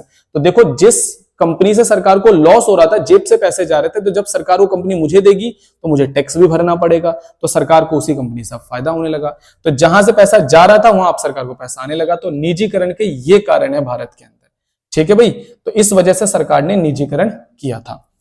चलिए, एक बहुत इंपॉर्टेंट टॉपिक मैं आपको पढ़ाने के लिए जा रहा हूं इस चैप्टर के अंदर, काफी इंपॉर्टेंट टॉपिक है। अब हम इस चैप्टर का एक बहुत इंपॉर्टेंट टॉपिक निजीकरण के अंतर्गत समझने जा रहे हैं, महानिर्माण, जिसे महारत्ना कहते हैं, नवरत्न, नवरत्ना भी कह सकते हैं, लघु रत्न जिसे हम मिनी रत्ना भी कह सकते हैं। तीनों का मतलब क्या होता है, देखो ध्यान से समझना, कई बार एग्जाम के अंदर लग जाता है। 1991 में लगभग भारत के पास 244 कंपनी थी, भारत सरकार जो अपनी कंपनियां चला रही थी। इसमें से कई कंपनियां सरकार को घाटा दे रही थी, लॉस दे रही थी, तो सरकार ने उन कंपनियों का निजीकरण करा। लगभग 40 ऐसी कंपनियां थी जिनका 1991 में सरकार ने निजीकरण करना शुरू कर दिया। लेकिन जो कंपनियां सरकार को फायदा दे रही थी उसे बेचने की आवश्यकता क्या है? मान लो मैं 2 फैक्ट्री चला रहा हूं, एक में मुझे नुकसान हो रहा है, एक में फायदा हो रहा है, तो मैं तो नुकसान वाली फैक्ट्री बेचूंगा ना, फायदे वाली फैक्ट्री को अपने पास रखूंगा। बस जो फायदे वाली फैक्ट्री है उसमें कुछ सुधार करूंगा ताकि फायदा और बढ़ जाए मेरा। बात समझ में आती है? तो सरकार ने 1997 के अंदर सरकार ने क्या करा कि सरकार की बची हुई जितनी कंपनियां थी उसको सरकार ने 3 भागों में बांटना शुरू कर दिया। एक का नाम रखा महारत्ना, एक का नाम रखा नवरत्ना और एक का नाम रखना मिनी रत्ना। बात समझ में आई कि नहीं? 3 भागों में बांट दिया। सरकार ने देखा कि सरकार की जो कंपनी सबसे ज्यादा प्रॉफिट दे रही थी, जो कंपनी सरकार को एक तरीके से बहुत मजबूत और बड़ी बड़ी कंपनियां थी, उनको सरकार ने महारत्ना में रखा। जो उससे कम थी उसे नवरत्ना में रखा, और जो उससे कम थी उसे कहां रखा? मिनी रत्ना में। ये क्लासिफिकेशन इन्वेस्टमेंट के बेसिस पे किया गया। जिन कंपनियों में सबसे ज्यादा पैसा लगा रहा था वो महारत्ना थी, उससे कम वाली नवरत्ना और उससे कम वाली मिनी रत्ना। सरकार ने क्या करा कि देखो, सरकार ने सोचा कि यार जो मेरी लॉस वाली कंपनियां थी उन्हें तो मैंने बेच दी, लेकिन जो मेरी ये कंपनियां प्रॉफिट कमा रही है मुझे इसको बेचने की आवश्यकता नहीं है, लेकिन हाँ इसमें मुझे कुछ सुधार करने चाहिए ताकि मेरा प्रॉफिट और बढ़ जाए। पहले ये सारी कंपनियां सरकार की मर्जी के बिना एक पत्ता भी नहीं हिलता था, लेकिन सरकार ने अब उनके मैनेजमेंट को बुलाया और बोला देखो अब तुम मेरी परमिशन के बिना भी बहुत सारे काम कर सकते हो। ठीक है, मतलब मैं तुम्हें स्वतंत्र रूप से आजादी देता हूं कि तुम खुलकर काम करो और बस कुछ मेन चीजों में मेरी परमिशन लो, बाकी तुम सारे फैसले खुद भी ले सकते हो। मतलब इन कंपनियों में सरकार ने इनके मैनेजमेंट को खुलकर काम करने की दी। ध्यान रहे कि कंपनी अभी भी सरकार की है, बस सरकार ने खुलकर काम करने की आजादी दे दी। बात समझ में आई कि नहीं? तो इन कैटेगरी को नाम दिया गया महारत्ना, नवरत्ना और मिनी रत्ना। एक बार समझाता हूं। महारत्ना सबसे बड़ी और ताकतवर पीएसयू यानी पब्लिक सेक्टर अंडरटेकिंग यानी सरकारी कंपनियों को कहा जाता है। आर्थिक और प्रशासनिक स्वतंत्रता इनको दी गई। अच्छा, इनकी पहचान कैसे होगी? पिछले 3 साल का राजस्व 25,000 करोड़ से जिनका ज्यादा था उन्हें महारत्ना में रखा गया, या फिर आप ऐसे बोल सकते हो जिनका नेटवर्थ, जिसका निवेश 15,000 करोड़ रुपए से ज्यादा था। क्लियर हो गया? तो आप इस पॉइंट को हटाओ, ये 2 पॉइंट आप याद रख सकते हो। इसके उदाहरण क्या है? कई बार एग्जाम में आ जाता है, महारत्ना के एग्जाम्पल बताओ। ओएनजीसी, एनटीपीसी, इंडियन ऑयल, कोयल इंडिया, सेल, गेल, पावर ग्रिड। क्लियर हो गया? अब आते हैं नवरत्ना। अच्छी प्रदर्शन वाली पीएसयू, कुछ वित्तीय और प्रशासनिक स्वतंत्रता, मतलब इनको सबसे ज्यादा स्वतंत्रता दी गई, उसको उससे कम स्वतंत्रता दी गई। पता कैसे चलेगा कि भाई नवरत्ना कंपनी कौन सी है? 3 साल लगातार लाभ हुआ हो, ठीक है, जिसका प्रबंध मजबूत हो, निवेश क्षमता 500 करोड़ तक की हो। उदाहरण क्या है? Bharat electronics, hello engineer India, PFC, ठीक है ना। इसके अलावा कंटेनर कॉर्पोरेशन ऑफ इंडिया। भाई नाम याद कर लेना, कई बार एग्जाम में नाम पूछे जाते हैं। लघु रत्ना क्या है? वो छोटी और मध्यम कंपनियां जिनको सीमित स्वतंत्रता सरकार ने दी। याद रहे कि सरकार ने 3 भागों में बांटा। महारत्ना को सबसे ज्यादा स्वतंत्रता दी, नवरत्ना को उससे कम स्वतंत्रता और मिनी रत्ना को सबसे कम स्वतंत्रता दी सरकार ने काम करने की। क्लियर हो गया? ये तीनों कंपनियां अभी भी हैं सरकार की, बस सरकार ने थोड़ा खुलकर काम करने की इनको आजादी दे दी, इनके मैनेजमेंट को खुद फैसले लेने की आजादी दे दी। ठीक है, तो इनकी कैटेगरी याद रख लेना। कैटेगरी 1 कहती है कि 3 साल लाभ निवेश 500 करोड़ तक, और कैटेगरी 2 कहता है कि 3 साल लाभ और निवेश 100 करोड़ तक। तो ऐसी कंपनियों को लघु रत्न में डाला गया। ठीक है, तो इनके कुछ नाम भी हैं, इनके नाम याद रख लेना। क्लियर हो गया। 1991 में भारत में निजीकरण नीति की शुरुआत हुई, लेकिन महारत्ना, नवरत्ना और मिनी रत्ना निजीकरण में नहीं आए। ये अच्छी प्रदर्शन वाली सरकारी कंपनियों को अधिक निवेश और निर्णय लेने की स्वतंत्रता देने के लिए बाद में बनाई गई श्रेणियां थी। ये 1997 में क्लासिफिकेशन किया गया। ओवरऑल टॉपिक क्या कहता है? टॉपिक ये कहता है कि 1991 में सरकार ने अपनी घाटे वाली सारी कंपनियां बेच दी, लेकिन 1997 में सरकार ने एक लिस्ट बनाई। सरकार की जो कंपनियां फायदे में थी उन्हें 3 भागों में बांटा, और सरकार ने सोचा कि यार अगर मेरे दबाव में ये लोग काम करेंगे तो ये लोग भी आगे जाके लॉस में आ जाएंगे। तो सरकार ने इनके मैनेजमेंट को खुलकर काम करने की आजादी दी। याद रहे कि ये कंपनियां अभी भी हैं सरकार की ही। क्लियर हो गया? तो ये चीज आपको समझ में आनी चाहिए। उसके बाद आ जाता है निजीकरण के पक्ष में तक और विपक्ष में। जब मनमोहन सिंह ने हमारे क्या नाम है पार्लियामेंट के अंदर बोला कि भाई मैं निजीकरण करना चाहता हूं, सरकारी कंपनियां बेचना चाहता हूं बहुत सारी जो लॉस में है, तो देश में जो नेता थे वो 2 गुट में बढ़ गए। एक जो मनमोहन सिंह का विरोध करने लगे और दूसरा जो मनमोहन सिंह के पक्ष में आए। तो देखते हैं पक्ष और विपक्ष में क्या क्या था। जो पक्ष में थे वो कहते थे देश में कंपनियों का विकास होगा, यानी निवेश बढ़ेगा, और एक ही चीज को बनाने वाली 10, 12, 15 कंपनियां आएंगी तो देश में निवेश बढ़ेगा। प्रबंध में दक्षता आएगी, प्रबंध सुधरेगा क्योंकि सरकारी प्रबंध फेल हो चुका है। सरकारी बोझ कम होगा, सरकार के ऊपर जो घाटा बढ़ता जा रहा है, जो सरकार के ऊपर खर्च बढ़ता जा रहा है, ये कंपनियां बेचेंगे तो सरकार का लॉस कम होगा। दूसरी तरफ टैक्स से पैसा भी आएगा। प्रतिस्पर्धा बढ़ेगी। सरकार जब किसी चीज को बना रही थी तो उस चीज को बनाने वाली एक ही कंपनी थी, कंपटीशन रिस्ट्रिक्टेड था। अब जब एक ही चीज को बनाने वाली 20 कंपनियां आएंगी तो कंपटीशन बढ़ेगा, प्रोडक्शन बढ़ेगा, चीजों के रेट कम हो जाएंगे। नवाचार में नवाचार बढ़ता है। नवाचार मतलब तकनीक को कह रहा है। तकनीक और आइडियाज बढ़ेगा। सरकार पुरानी तकनीकों पे काम करती है, जब प्राइवेट सेक्टर के हाथ में आएगा तो नई नई टेक्निक पे काम करेंगे, अपने प्रबंध को सुधारेंगे। निजीकरण के विपक्ष में तर्क, नौकरी पर असर पड़ेगा। जो लोग उस समय इन कंपनियों में काम कर रहे थे वो विरोध में आ गए, यार हमारी तो नौकरी चली जाएगी। तो सही बात है, निजीकरण सरकार अचानक करेगी तो उन लोगों की नौकरी तो जाएगी, भले ही बाद में नौकरी मिल जाए लेकिन फिलहाल तो चली जाएगी। सार्वजनिक हित की हानि, देखो जब प्राइवेट कंपनियां आएंगी तो वो सिर्फ वही चीज बनाएंगी जो जिसकी मार्केट में डिमांड होगा। ठीक है, और जो गरीब लोग होंगे उनकी अनदेखी होगी। गरीब लोगों के ऊपर कौन ध्यान देगा? पहले सरकार थी तो हर चीज को बैलेंस करके चलती थी, अब जब निजी लोगों के हाथ में आएगा तो वो अपने हिसाब से बस प्रॉफिट को देखेंगे। मुनाफाखोरी बढ़ेगी, देश में सिर्फ लाभ के पीछे भागेंगे, सामाजिक जिम्मेदारियां कम हो जाएंगी। ठीक है, सरकारी नियंत्रण देश में घटने लगेगा। छोटे उद्योग प्रभावित होंगे क्योंकि निजीकरण के अंतर्गत सरकार बड़े जो कंपनियां थी उनको पुश करेगी, बड़ी बड़ी कंपनियां खुलेंगी। तो सोचो कपड़ा बनाने वाली अगर बड़ी कंपनियां आ जाएंगी तो लघु उद्योगों की क्या चलेगी भाई वहां पर। तो लघु उद्योग प्रभावित होंगे देश के अंदर, और ऐसा हुआ भी। वैसे थोड़ा बहुत लघु उद्योग काफी हद तक प्रभावित हुए थे। ठीक है, एक छोटी सी घटना मैं आपको पढ़ाने जा रहा हूं, निजीकरण का रिजल्ट दिखाता हूं मैं आपको। सिरसिल्ला की दुखद घटना कहां हुआ था? आंध्र प्रदेश। आंध्र प्रदेश में एक छोटा सा शहर है भाई जिसका नाम है सिरसिल्ला। अब सिरसिल्ला किस लिए फेमस है मैं आपको बता देता हूं। सिरसिल्ला फेमस है, वहां पर ना कपड़ों की फैक्ट्रियां हैं लाइन से, बहुत सारी फैक्ट्रियां। तो आंध्र प्रदेश में जो सिरसिल्ला है वहां पर सरकार क्या करती थी, पहले बिजली उनको देती थी। इन फैक्ट्री को सरकार जो बिजली देती थी, क्योंकि जितनी मशीनें चलती थी सब बिजली से चलती थी, तो इन फैक्ट्रियों के लिए सरकार, क्योंकि लघु उद्योग में आती है तो सरकार इन्हें बिजली देती थी बहुत कम रेट पर या फिर फ्री में बिजली देती थी। तो इनको कपड़े बनाने की जो कॉस्ट है वो काफी कम आती थी और इनके कपड़े अच्छे बिकते थे, और एक तरीके से जो कर्मचारी थे, जो काम करने वाले मजदूर थे, उनको अच्छा पैसा मिलता था। जब सरकार ने निजीकरण करा तो बिजली कंपनियां भी निजीकरण के अंतर्गत आ गई, मतलब बिजली भी निजी हो गई, मतलब बिजली भी प्राइवेट हो गई। तो अब सरकार इनको बिजली देने की जगह प्राइवेट कंपनियों ने इनको बिजली फ्री में देने से मना कर दिया। अब इनको बिजली पैसों में खरीदना पड़ रहा था। तो जैसी बिजली का रेट बढ़ा, इलेक्ट्रिसिटी का रेट बढ़ा, तो इनकी कॉस्ट काफी ज्यादा हाई होने लगी। तो इन लोगों ने सोचा, जो इनके फैक्ट्री के जो मालिक थे उन्होंने सोचा कि यार अगर हम मान के चलो कि कपड़ों की कॉस्ट बढ़ा देते हैं तो कपड़े तो मार्केट में बिकने बंद हो जाएंगे, महंगे हो जाएंगे। तो एक काम करते हैं, जो इसमें मजदूर काम करते हैं हम इनकी सैलरी कम कर देते हैं।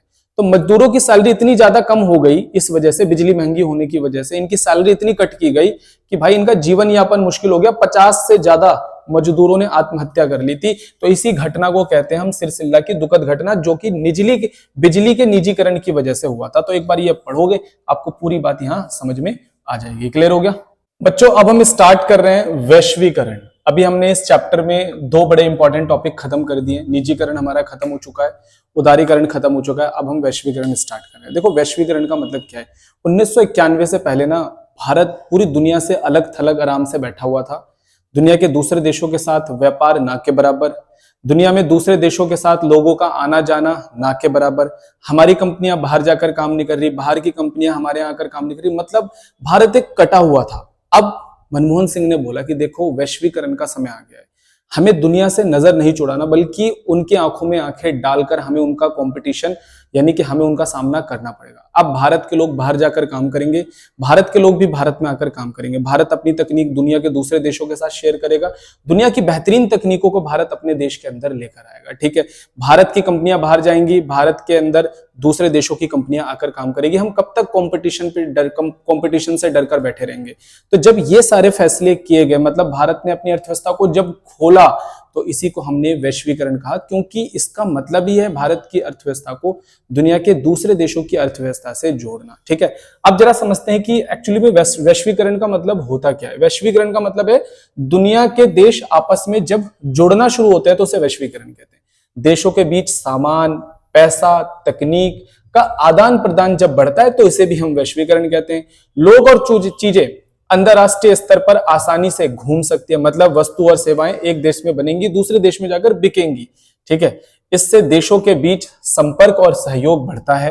ठीक है, रोजगार, शिक्षा, जीवन शैली पर भी असर पड़ना शुरू हो जाता है। ठीक है, रोजगार। अब हम वैश्वीकरण और बाहरी स्रोत को एक बार समझ लेते हैं। देखो वैश्वीकरण की वजह से ही बाहरी स्रोत संभव हो पाता है। ठीक है, अब वैश्वीकरण का मतलब क्या है? वैश्वीकरण का मतलब है कि भारत का पैसा, भारत के लोग, भारत के संसाधन एक देश से दूसरे देश में जाएंगे, दूसरे देशों की चीजें भी भारत में आएंगी। तो जब मिलजुल कर काम करते हैं तो इसे हम लोग क्या कहते हैं?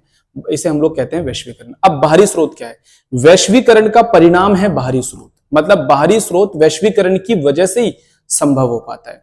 दुबई का नाम आप लोगों ने सुना होगा। दुबई के अंदर क्या है? काम बहुत ज्यादा है, कंपनियां बहुत सारी आ गई हैं, इंफ्रास्ट्रक्चर बहुत बिल्ड हो गया है। ठीक है, डेवलपमेंट बहुत तेजी से हुआ है, लेकिन काम करने वाले वहां पर जो एक्चुअल में लेबर हैं वो दुबई के हैं ही नहीं। मतलब वहां पर काम करने वाले लेबर कहां से जा रहे हैं? इंडिया से, पाकिस्तान से, बांग्लादेश से वो लोग लेबर को मंगवाते हैं और वहां पर उनसे काम करवाते हैं। अब यहाँ पर ध्यान से समझने वाली बात है कि वैश्वीकरण में हम क्या करते हैं, जिन देशों के पास लेबर कम है वो दूसरे देशों से लेबर मंगवा लेते हैं।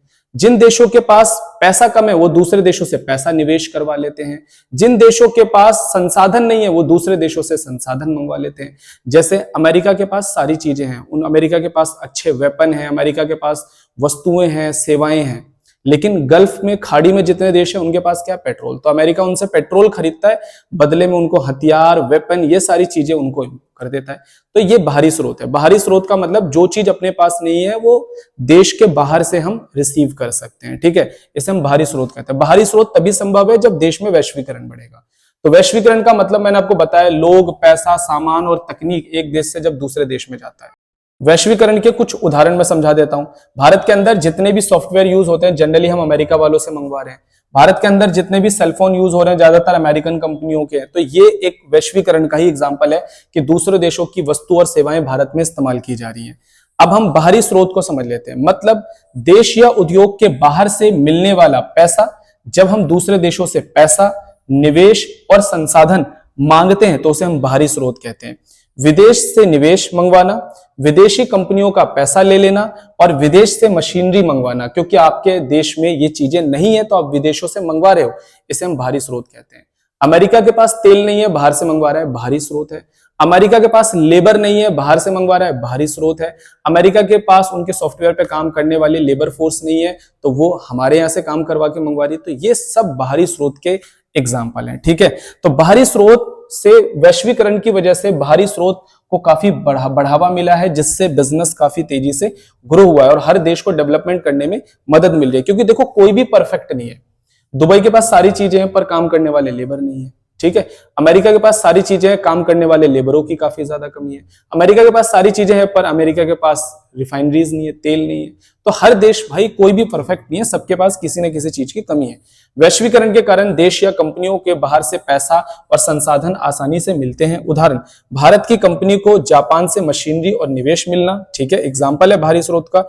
इससे उद्योग बढ़ते हैं, विकास होता है और लोगों को नए रोजगार मिलते हैं। तो भाई कुल मिलाकर वैश्वीकरण से बाहरी स्रोत बढ़ता है। मतलब जब पूरी दुनिया, हर देश अपने आप को खुला कर देगा तो हर देश में जो चीज ज्यादा है वो दूसरे देशों को बेचेगा और दूसरे, उसके पास जो कम है वो दूसरे देशों से खरीदेगा। तो एक दूसरे से आप क्या करोगे, मिला जुला कर काम। जैसे स्कूल में आप जाते हो तो आप लंच बॉक्स लेकर आए, कोई लंच थोड़ा कम लाता है, कोई ज्यादा लाता है, तो मिला जुला के खा लेते हो ना एक दूसरे के लंच से, सबका पेट भर जाता है ना। तो सेम ऐसा ही, यानी कि हर देश के पास अलग अलग संसाधन है, तो अलग अलग संसाधन आपस में आदान प्रदान करके सबका काम चल जाता है। क्लियर है? अब एक टॉपिक आ रहा है, टॉपिक का नाम क्या है, भारतीय अर्थव्यवस्था के वैश्वीकरण को प्रोत्साहित करने वाले प्रमुख नीति सूत्र। भारत सरकार ने ऐसे कौन से नीतियां अपनाई जिससे भारत में वैश्वीकरण प्रमोट हुआ, या फिर बोला जाए वैश्वीकरण के कारण भारतीय अर्थव्यवस्था में क्या बदलाव आए। मतलब भारत 1991 से पहले अलग थलग बैठा था, भारत ने ऐसे क्या काम करे कि वो दुनिया के दूसरे देशों से कनेक्ट हो गया। मतलब भारत में वैश्वीकरण किन पॉलिसीज और किन मुद्दों की वजह से आया, या फिर आपसे पूछा जाए कि वैश्वीकरण के कारण भारतीय अर्थव्यवस्था में क्या बदलाव आए, तो दोनों का आंसर सेम ही लिखना है। सबसे पहला, भारत ने एलपीजी नीतियों को अपनाया, उदारीकरण, निजीकरण और वैश्वीकरण, जिससे ऑटोमेटिकली भारतीय अर्थव्यवस्था में क्या आने लग गया, वैश्वीकरण आने लगा। भारत दुनिया की दूसरी अर्थव्यवस्थाओं से जुड़ने लग गया। विदेशी प्रत्यक्ष निवेश, एफडीआई को अनुमति, भारत ने एफडीआई को अनुमति दी। विदेश का पैसा भारत में नहीं लगता था पहले, अब विदेश की कंपनियां, विदेश के लोग भारत में आ सकते हैं, भारत में कंपनियां खोल सकते हैं, दुकानें खोल सकते हैं, फैक्ट्रियां लगा सकते हैं और भारत में जो कंपनियां चल रही हैं उनका शेयर्स खरीद सकते हैं। इससे हमने वैश्वीकरण को दावत दिया, मतलब हम दुनिया के दूसरे देशों से ऑटोमेटिकली कनेक्ट होना शुरू हो गए। ठीक है, एक डाटा भी दे रहा है, 2022-23 के अंदर भारत में एफडीआई 70 अरब डॉलर से भी अधिक हो चुका है। विदेश का पैसा इतना ज्यादा लग चुका है भारत में। आयात शुल्क में भारी कमी, भारत ने आयात शुल्क में कमी करी। 1991 से पहले आयात शुल्क 300% से भी अधिक था। मतलब अगर आप कोई 1 रुपए का सामान खरीदते हो तो उस पर 3 रुपए सरकार टैक्स लेगी। अगर विदेशों से आप खरीद रहे हो तो मतलब वो ऑटोमेटिकली 4 रुपए का हो जाएगा। 1 रुपए का सामान 4 रुपए का बन गया। बताओ, इतना ज्यादा टैक्स लगाती थी। 1991 के बाद सरकार ने अब बोला कि आप विदेशों से सामान खरीदते हो तो हम आप पे ज्यादा टैक्स नहीं लगाएंगे। ऑटोमेटिकली जैसे सरकार ने टैक्स कम करा तो भारत के जो लोग हैं, भारत की कंपनियां दूसरे देशों के साथ कनेक्ट होनी शुरू हो गई और वैश्वीकरण अपने आप प्रमोट होने लग गया। तो ये टैक्स सरकार ने घटाकर 20-30% के आसपास कर दिया। देखो तो कहां 300, कहां 20-30।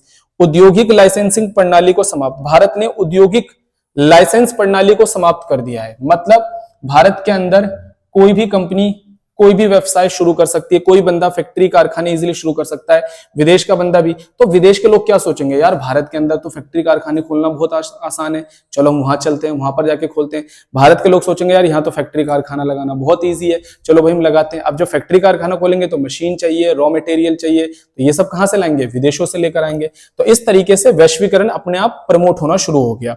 ठीक है, विदेशी तकनीक और पूंजी का प्रवेश हुआ। भारतीय कंपनियों में अब बिना ज्यादा अनुमति के आधुनिक मशीनें और तकनीक का आयात कर सकती है। तो इससे भी क्या हुआ, हमने विदेशों से हम कनेक्ट होना शुरू हो गए, क्योंकि ये चीजें हमें विदेशों से खरीदनी थी तो हम उनसे कनेक्ट होना शुरू हो गए। यहां पर जितने भी पॉइंट लिखे हैं ना, आप गौर करो, इन सभी पॉइंट्स की वजह से हम विदेश के लोगों से, विदेशी कंट्रियों से हम कनेक्ट होना शुरू हो गए। मतलब वैश्वीकरण प्रमोट होना शुरू हो गया। इन नीतियों की वजह से वैश्वीकरण बढ़ा देश के अंदर। क्लियर हुआ? तो ये क्वेश्चन आता है तो आप इस तरीके से एग्जाम में लिख सकते हो। ठीक है, एक और इंपॉर्टेंट टॉपिक हम स्टार्ट कर रहे हैं, विश्व व्यापार संगठन। ठीक है, जिसे हम लोग वर्ल्ड ट्रेड ऑर्गेनाइजेशन के नाम से भी जानते हैं। देखो, वैश्वीकरण के बाद दुनिया के सभी देश आपस में मिलकर व्यापार करने लगे। एक देश के लोग दूसरे देश में पैसा लगाने लगे, है ना, एक देश के लोग दूसरे देशों में निवेश करने लगे, कंपनियां खोलने लगे। लेकिन इन सभी चीजों को सही से चलाने के लिए कुछ नियम और कानून की जरूरत थी, जिसकी वजह से एक संस्था बनाई गई जिसका नाम था डब्ल्यूटीओ। डब्ल्यूटीओ का काम यह है कि भाई सभी देशों के बीच में सही से व्यापार हो और कुछ व्यापार के नियम और कानून होने चाहिए ताकि किसी देश को कोई लॉस ना हो। आपने कई बार गौर भी करा होगा कि भारत और चाइना के बीच में कई बार मुंह मुकाबले वाली जंग हो गई, लेकिन इसके बावजूद भी व्यापार नहीं रुकता, क्योंकि दोनों ही देश डब्ल्यूटीओ के मेंबर है और उनके कानून के तहत लड़ाई भले ही हो जाए लेकिन भाई व्यापार चलता रहना चाहिए, निवेशकों को कोई दिक्कत नहीं आना चाहिए। तो डब्ल्यूटीओ क्या करता है, पूरी दुनिया के अंदर ऐसे नियम और कानून बनाता है जिसमें जुड़कर सभी देश व्यापार करते हैं और इन नियम और कानूनों की वजह से सभी देशों का व्यापार अच्छे से चलता रहता है। ठीक है, तो भारत भी इसका मेंबर है। थोड़ा सा मैं इसकी कहानी समझा देता हूं। डब्ल्यूटीओ से पहले चलता था, 1948 में गेट की स्थापना की गई थी, journal agreement tariff and trade. ठीक है, तो ये इसकी फुल फॉर्म है 1948। गेट बेसिकली कोई संस्था नहीं थी। पहले क्या था कि भाई सभी देश जब आपस में मिलकर काम करते थे तो उन्होंने एक एग्रीमेंट बना रखा था और इसमें कुछ नियम और कानून लिख रखे थे।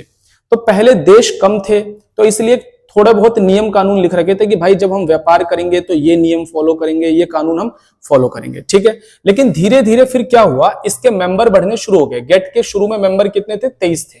ठीक है, धीरे धीरे जब सारे देशों में वैश्वीकरण आना शुरू हो गया, निवेश व्यापार सब कुछ तेज हो गया, तो अब ये महसूस होने लगा कि सिर्फ इन एग्रीमेंट से काम नहीं चलेगा, हमें इन सभी चीजों को मैनेज करने के लिए प्रॉपर एक संस्था बनानी पड़ेगी।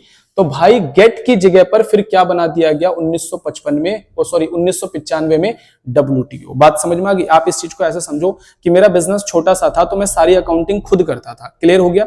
लेकिन अब मेरे बिजनेस एक कंपनी के रूप में चेंज हो चुका है, तो बहुत सारी ट्रांजैक्शन होती है, तो अब तो मेरे को पूरा का पूरा डिपार्टमेंट बनाना पड़ेगा ना। तो पहले क्या था, थोड़े बहुत नियम कानून थे, मतलब थोड़े बहुत कुछ एग्रीमेंट टाइप थे जिनके बेसिस पर एक देश दूसरे देश के साथ व्यापार करता था। लेकिन जब ये व्यापार बहुत तेजी से बढ़ने शुरू हो गए तो ये एक संस्था के रूप में चेंज हो गए, जिसका नाम क्या हमने दिया? डब्ल्यूटीओ दिया। ठीक है, गेट का उद्देश्य अंतरराष्ट्रीय व्यापार को बढ़ावा देना था। गेट बहुपक्षीय व्यापार समझौते का प्रबंध करती थी, मतलब एक देश से दूसरे देश में समझौते करवाती थी कि भाई तुम व्यापार करो। 1995 में डब्ल्यूटीओ की स्थापना की गई और गेट की उत्तराधिकारी संस्था के रूप में हुई। जब डब्ल्यूटीओ बनाया गया तो ये जो गेट के जितने भी एग्रीमेंट यानी नियम और कानून थे, ये सारे डब्ल्यूटीओ के अंदर डाल दिए गए। मतलब डब्ल्यूटीओ संस्था ने बोला कि भाई ये जो गेट के जितने नियम कानून है, ये नियम कानून हम इसी नियम कानून के अकॉर्डिंग काम करेंगे, लेकिन अब हमारी पूरी संस्था है, जो फॉलो नहीं करेगा हम उसको पनिशमेंट भी देंगे। मतलब एक पूरी तरीके से काम करेंगे संस्था बनाकर। ठीक है, तो गेट पहले नियम कानून था, अब उसकी जगह पे पूरा डब्ल्यूटीओ आ गया, पूरी संस्था आ गई। वर्तमान में डब्ल्यूटीओ के 164 सदस्य देश हैं। सभी सदस्य देशों में डब्ल्यूटीओ को नियमों और नीतियों का पालन करना होता है। ठीक है, भारत डब्ल्यूटीओ का एक महत्वपूर्ण सदस्य है। भारत ने डब्ल्यूटीओ के अनुसार प्रशुल्क दरों को कम की। भाई डब्ल्यूटीओ पता है क्या कहता है कि जब तुम्हारे देश में कोई व्यापार करने आता है ना, तो भाई टैक्स वैक्स थोड़ा सा कम कर दो ताकि उसका सामान भी तुम्हारे देश में बिक जाए, मतलब विदेश की कंपनियां तुम्हारे देश में फल फूल सके। ठीक है भाई, इससे तुम्हारे लोगों को रोजगार मिलेगा। और जब तुम भी कहीं व्यापार करने जाओगे, तुम्हारी कंपनियां भी कहीं व्यापार करने जाएगी, तो हम तुम्हारे लिए भी वहां पे टैक्स वगैरह कम करवा देंगे। तो इस तरीके से आपस में मिलजुल कर हाथ मिलाकर सारे काम करो, इससे पूरे देश का पूरी दुनिया का फायदा होगा। भारत ने आयात पर परिणात्मक प्रतिबंध हटाए। पहले भारत आयात पे बहुत प्रतिबंध लगाता था, अब डब्ल्यूटीओ के कहने पर वैश्वीकरण आने के बाद भारत ने प्रतिबंध कम कर दिए। इससे भारत में व्यापार अधिक स्वतंत्र हुआ। ठीक है, डब्ल्यूटीओ की वजह से। डब्ल्यूटीओ के कुछ महत्वपूर्ण कार्य बताइए, एग्जाम में आ जाता है। देशों के बीच अंतरराष्ट्रीय व्यापार को बढ़ावा देना, मुक्त और निष्पक्ष व्यापार करवाना देशों के बीच में, नियम और समझौते बनाना, नियमों का पालन करवाना, व्यापार विवादों का समाधान करवाना। जैसे दो देशों के बीच में व्यापार हो रहा है, उनके बीच में कोई लड़ाई झगड़ा होगा तो समझौता भी करवाता है। आयात निर्यात में बाधाएं कम करना, विकासशील देशों और व्यापार में सहयोग और सहायता देना। जो देश अपने आप को डेवलपमेंट कर रहे हैं, मतलब विकासशील है, तो वो डेवलप्ड देशों से आग्रह करता है कि आप उनके देशों में जाइए। जैसे अमेरिका से आग्रह करेगा कि भाई श्रीलंका की हालत बहुत खराब हो गई है, उसके देश में कुछ नहीं है, सारी कंपनियां बर्बाद हो गई, प्लीज वहां पर अपने लोगों को बोलो, अपने कुछ बिजनेसमैन को बोलो, जाएंगे और कुछ कंपनी लगाएंगे ताकि वहां का कुछ भला हो जाए। ये डब्ल्यूटीओ का ये सब काम होता है। ठीक है, लेकिन भारत के अंदर जब भारत डब्ल्यूटीओ का मेंबर बना तो भारत के अंदर दो पक्ष में लोग बट गए। एक कहते हैं कि भारत को डब्ल्यूटीओ का मेंबर होना चाहिए और दूसरे कहते हैं कि डब्ल्यूटीओ का मेंबर नहीं होना चाहिए। ठीक है, तो भारत हालांकि डब्ल्यूटीओ का मेंबर है, तो डब्ल्यूटीओ का मेंबर होने के पक्ष में क्या बात कही गई? भारत को डब्ल्यूटीओ का सदस्य होना चाहिए, क्योंकि इससे अंतरराष्ट्रीय व्यापार बढ़ेगा, भारत का निर्यात बढ़ेगा। ठीक है, और व्यापार विवाद सुलझने का मंच भी भारत को मिल जाएगा। इसके अलावा विदेशी निवेश और नई तकनीक से आर्थिक विकास को भी बढ़ावा मिलेगा। क्लियर हो गया? ये उन लोगों का पक्ष है जो कहते हैं भारत को डब्ल्यूटीओ का मेंबर होना चाहिए। दूसरी तरफ विपक्ष में भी कुछ लोग हैं जो कहते हैं डब्ल्यूटीओ का भारत में मेंबर, जब भारत डब्ल्यूटीओ का मेंबर बना तो इस चीज का विरोध करा कुछ नेताओं ने। पता है क्या बोला? बोला डब्ल्यूटीओ जो है ये एक अंतरराष्ट्रीय संस्था भले ही है, मतलब ये किसी भी देश की संस्था नहीं है, अंतरराष्ट्रीय संस्था है, इसमें हर देश के लोग मेंबर होते हैं। लेकिन WTO एक बहुत ही चालाक खोपड़ी वाली संस्था है। ये क्या करता है, अमेरिका, फ्रांस, ये जो बड़े बड़े देश है ना, इनका एजेंट बन के काम कर रहा है। ये क्या करेगा कि जैसे अमेरिका की कंपनी इंडिया में आएगी तो इंडिया वालों को बोलेगा कि भाई टैक्स कम कर लो, इंडिया गवर्नमेंट को बोलेगा टैक्स कम कर लो, ताकि अमेरिका की कंपनी यहाँ पर अच्छे से बिजनेस करे। और वहीं जब इंडिया की कंपनी अमेरिका में जाएगी तो अमेरिका की गवर्नमेंट से आग्रह नहीं करेगा कि भाई टैक्स कम कर लो। और इसका ये जो दोहरापन है, इसका जो दोगलापन है, दिखाई भी देता है कई बार WTO का। तो वो नेता हमारे सही थे, WTO इस तरह की पार्शियलिटी तो करता है। ठीक है जी। कुछ लोग मानते हैं कि WTO की सदस्यता से छोटे उद्योग और विकास का नुकसान हो रहा है। विदेशी कंपनियों की बढ़ती प्रतिस्पर्धा, विदेश की कंपनियां भारत में बहुत तेजी से बढ़ रही हैं, जो भारत का लघु उद्योग बिल्कुल खत्म करती जा रही है। सरकार की नीतिगत स्वतंत्रता भी कम हो जाती है। साथ ही WTO अक्सर विकसित देशों के हित में काम करता है, जैसे अमेरिका, फ्रांस, इन सबके विकासशील देशों को नुकसान हो सकता है। ठीक है जी। तो ये WTO के पक्ष में तर्क और ये विपक्ष में तर्क। बोलो भाई, क्लियर हो गया? अब ध्यान से समझना, यहां पर मैं पढ़ाने जा रहा हूं। एक होता है प्रथम पीढ़ी सुधार, ठीक है, कई बार आया एग्जाम के अंदर, और एक होता है द्वितीयक पीढ़ी सुधार। ध्यान से समझो, जब भारत में LPG आया, ठीक है, तो भाई LPG के अंदर उदारीकरण आया, जिसके अंदर बहुत सारे चेंजेस किए गए, निजीकरण आया, वैश्वीकरण आया। तो इस समय यह देखा गया, जब LPG भारत के अंदर आया तो यह देखा गया कि भारत के अंदर कुछ तो छोटे छोटे सुधार किए गए, जैसे लाइसेंस वाइसेंस को खत्म करना, ये छोटे छोटे सुधार थे। लेकिन कुछ बहुत बड़े बड़े सुधार किए गए। तो कुछ इतने छोटे सुधार थे जिसके लिए सरकार को किसी से परमिशन लेने की आवश्यकता नहीं हुई, सरकार को कोई कानून बनाने की आवश्यकता नहीं हुई। तो इसको हम लोग कहते हैं प्रथम पीढ़ी सुधार।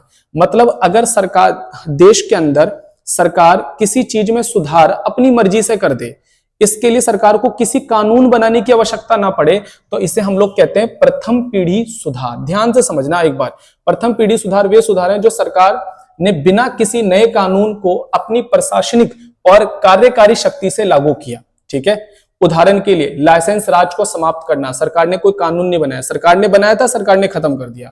आयात निर्यात को आसान बनाना, ये सारे नियम कानून सरकार ने बनाए थे, खत्म कर दिए। निजी क्षेत्र को बढ़ाना, सरकार ने बनाया था, सरकार ने खत्म कर दिया। इसके लिए कोई नियम और कानून बनाने की आवश्यकता नहीं थी। LPG से संबंधित इन्हीं सुधारों से LPG के बाद लिबरलाइजेशन, प्राइवेटाइजेशन और ग्लोबलाइजेशन की शुरुआत हुई। क्लियर हुआ? मैंने बोला भारत में जब LPG आया तो भारत सरकार को बहुत सारी चीजों को चेंज करना था। कुछ चेंज ऐसे थे जिसके लिए सरकार को किसी कानून की आवश्यकता नहीं थी, ये चेंज आसानी से किए जा सकते थे, जिसे हम लोग प्रथम पीढ़ी सुधार किया। क्या सुधार थे ये मैंने आपको बता दिया। दूसरा आता है द्वितीयक पीढ़ी सुधार। LPG जब आया तो LPG को लागू करने में भारत सरकार को कई सारे ऐसे सुधार थे जो बहुत बड़े सुधार थे, और ये सुधार पार्लियामेंट में बिना कानून के पास नहीं किए जा सकते थे। मैं आपको कुछ एग्जांपल बताता हूं इसके उदाहरण। जैसे श्रम कानूनों के अंदर सुधार करना था, ये पहले इसके लिए पार्लियामेंट में कानून आएगा तब ये चेंज होगा, अपने आप चेंज नहीं होगा, वरना लोग धरना पे बैठ जाएंगे। भूमि अधिग्रहण का मामला था, बैंकिंग और कर व्यवस्था में सुधार था। ये ऐसे बड़े बड़े सुधार थे जो बिना कानून लाए नहीं किए जा सकते थे, इसीलिए इसको बोला गया द्वितीयक पीढ़ी सुधार। तो फिर से बता देता हूं, LPG को लाने के लिए भारत सरकार को बहुत सारे सुधार करने पड़े। कुछ सुधार बिना कानून पास किए ही हो गए, जैसे प्रथम पीढ़ी सुधार, और कुछ सुधारों के लिए नए कानून पास करने पड़े, जिसे हम द्वितीयक पीढ़ी सुधार भी कह देते हैं। LPG से संबंधित ये सुधार LPG को मजबूत, प्रभावी और दीर्घकालीन बनाने के लिए आवश्यक थे। क्लियर हो गया? प्रथम पीढ़ी और द्वितीयक पीढ़ी बहुत इंपॉर्टेंट टॉपिक है। ठीक है, अब आ जाते हैं हम लोग LPG नीतियों के अच्छे और बुरे प्रभाव। देखो, हर चीज के कुछ फायदे हैं तो कुछ नुकसान भी है। मनमोहन सिंह ने पार्लियामेंट के अंदर बोला कि भाई LPG नीतियां हम अपना रहे हैं, ठीक है, तो उन्होंने उनकी बहुत सारी अच्छाइयां गिनवाई, लेकिन विपक्ष ने बहुत सारी कमियां भी गिनवाई। तो आइए जरा पक्ष और विपक्ष दोनों को समझ लेते हैं, LPG नीतियों के अच्छे और बुरे प्रभाव। 1991 में LPG के अच्छे प्रभाव क्या थे? आर्थिक विकास तेज हुआ, GDP एकदम से बढ़ना शुरू हुआ, व्यापार, उद्योग सब बढ़ना शुरू हुआ। निजी क्षेत्र को बढ़ावा मिला, सरकार का टैक्स बढ़ने लगा, निजी कंपनियां बढ़ी, प्रतिस्पर्धा बढ़ी, कंपटीशन बढ़ा। ठीक है, विदेशी निवेश FDI बढ़ा, देश के अंदर सूचना, टेक्नोलॉजी, पैसा सब कुछ आया। उपभोक्ताओं का ज्यादा विकल्प मिले, एक सामान को बनाने वाली 10 कंपनी आ गई, चीजें सस्ती हुई, टेक्निक अच्छी हुई। प्रतिस्पर्धा बढ़ी, कंपटीशन बढ़ा, जिसकी वजह से क्वालिटी में सुधार हुआ। विदेशी व्यापार बढ़ा, भारत का विदेशी व्यापार तेजी से बढ़ा, जिससे विदेशी मुद्रा भी अर्जित हुई। ये सारे हैं फायदे। नुकसान क्या हुए? आय असमानता बढ़ी, निजीकरण की वजह से भारत के अंदर जो लोग पहले से अमीर थे वो और अमीर होते चले गए, ठीक है। छोटे उद्योग प्रभावित हुए, विदेशी कंपनी आने से लघु उद्योगों के ऊपर बहुत फर्क पड़ा, लघु उद्योग बंद होने शुरू हो गए। रोजगार और अनिश्चितता बढ़ी, भारत में रोजगार की अनिश्चितता बढ़ी, मतलब कि पहले सारे चीजें जब सरकारी थी तो सरकारी जॉब मिलती थी, पीएफ मिलता था, ग्रेचुटी, पेंशन, हर चीज, मतलब पूरी समाज। अब जो प्राइवेट कंपनी आई उन्होंने ये सारी चीजें देनी बंद कर दी, जिससे लोगों के जीवन के ऊपर काफी असर पड़ा। कृषि क्षेत्र में कम लाभ, क्योंकि एलपीजी के बाद सरकार ने कृषि क्षेत्रों की अनदेखी शुरू कर दी, उद्योग व्यापार इन सब पे ध्यान चला गया, तो कहीं ना कहीं कृषि क्षेत्र में लाभ कम हो गया और लोगों सरकार का ध्यान भी यहां से हट गया। विदेशी कंपनियों के का प्रभाव बढ़ा, भारत में हर चीज को बनाने वाली ऑलमोस्ट आज के टाइम पे विदेशी कंपनियों का राज चलता है, देश की अपनी कंपनियां बहुत कम है। क्षेत्रीय असंतुलन, देश में असंतुलन पैदा होना शुरू हो गया, एक तरीके से बोला जाए अमीर और अमीर हो गया, गरीब और गरीब होता चले गए, ठीक है। कुछ राज्य आगे बढ़ गए, कुछ राज्य पीछे रह गए, तो यही चीजें हुई देश के अंदर, मतलब असमान वितरण होना शुरू हो गया, ठीक है। तो बच्चों इस तरीके से हमारा ये बहुत ही इंपॉर्टेंट सा चैप्टर 1991 पूरी तरीके से खत्म हो चुका है। अगर आपको वीडियो अच्छी लगी है तो वीडियो को लाइक जरूर करना, चैनल पे पहली बार आए हो तो सब्सक्राइब करना और अपने दोस्तों के साथ भाई शेयर जरूर करना, बड़ी मेहनत से वीडियो बना रहा हूं और रिक्वेस्ट है वीडियो को शेयर करो। और कई बच्चे आते हैं वीडियो देखते हैं चले जाते हैं, मतलब निकल गया चले गए, भाई सब्सक्राइब कर दो भाई चैनल को, और सजेस्ट भी करो अपने जूनियर को, क्योंकि मैं क्लास 11th की वीडियोस भी बनाता हूं, तो जूनियर्स को भी सजेस्ट कर दिया करो, ठीक है। तो मिलता हूं बच्चों आपको अगली क्लास में, जिसमें मैं आपको नया चैप्टर स्टार्ट करवाऊंगा। और हाँ, अगर आपने मुझे अभी तक इंस्टाग्राम पे फॉलो नहीं करा तो मुझे इंस्टाग्राम पर भी फॉलो कर लेना, और अगर आपको पीडीएफ नोट्स चाहिए तो मुझे इंस्टाग्राम पे पहले फॉलो कर लो और मुझे व्हाट्सएप पे मैसेज कर दो, मैं आपको पीडीएफ नोट्स भी दे दूंगा।